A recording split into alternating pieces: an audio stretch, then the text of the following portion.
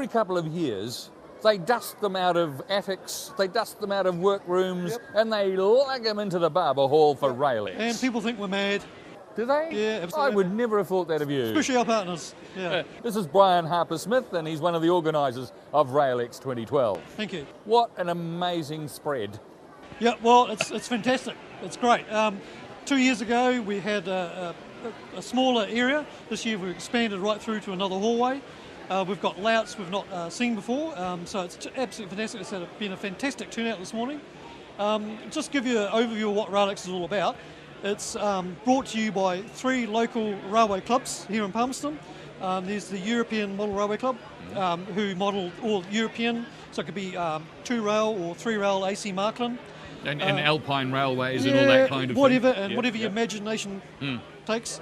And then we have the Manawatu Model Railway Club, who are British outline. They're based here in Palmerston North as well. And then we have Scale Rails, who do American outline. And a big favourite with the crowd is NZR Rail. Yes, and we have a lot of NZR here. We've got a big 9mm layout over here. And we've got some other NZR layouts over here, which the public just love. They love to see old New Zealand trains running around. It's almost that nostalgia thing, yeah, absolutely, isn't it? It comes back, and I remember travelling on those trains because they're very rare now in real life. Well, yeah.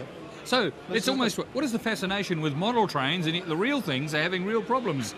I don't know. I guess, a lot of us started out as very small children, and we had a tin wind-up clock train set when I was a kid.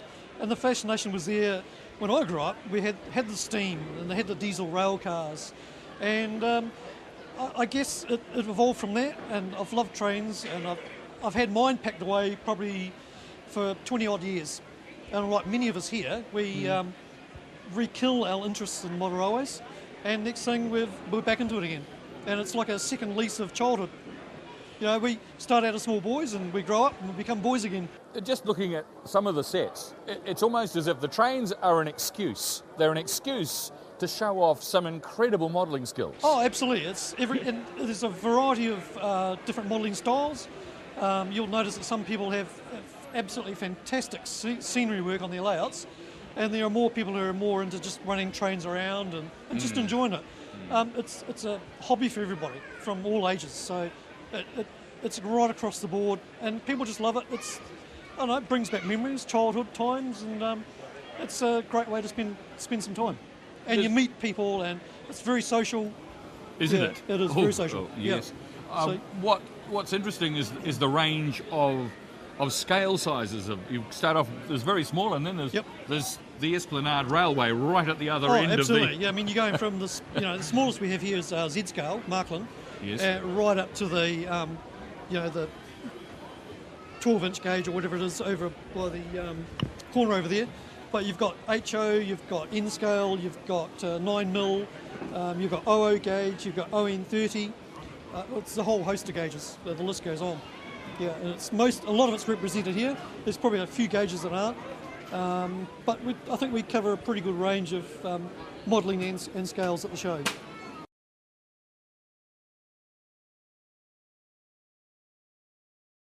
Now here's an intriguing variation on the model railway. We've got planes, trains and armoured railways. That's right. So what was the inspiration behind this particular piece, Paul? Okay, well it's all based on Rhodesia.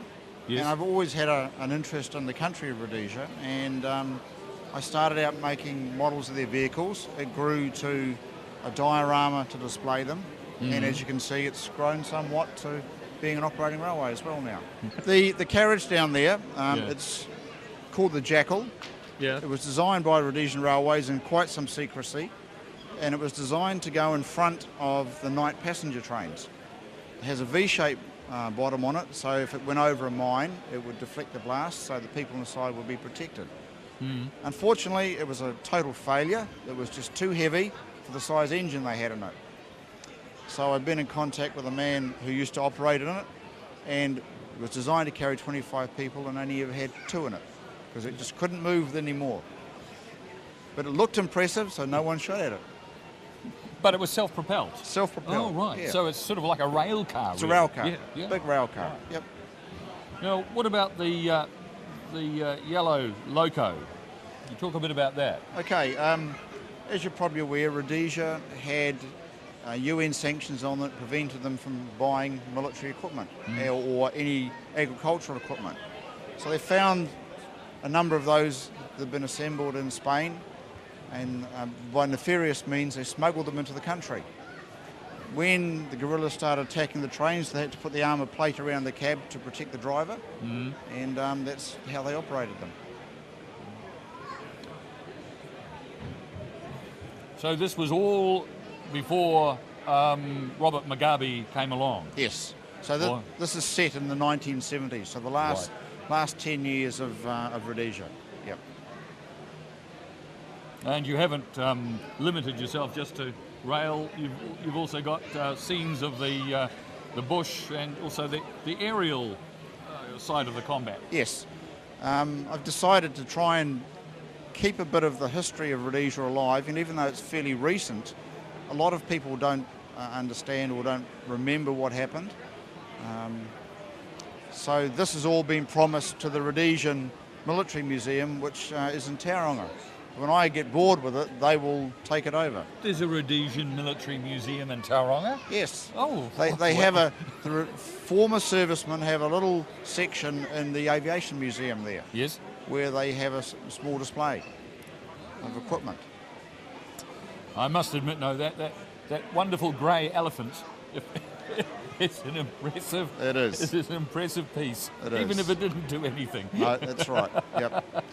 It was actually retired. It went into the Railway Museum, and then Zimbabwe took it out to use it again. But the railway staff knew its history, and the rumour goes that it was quietly lost in the back of the workshops, never to be seen again, because they didn't want to keep it running.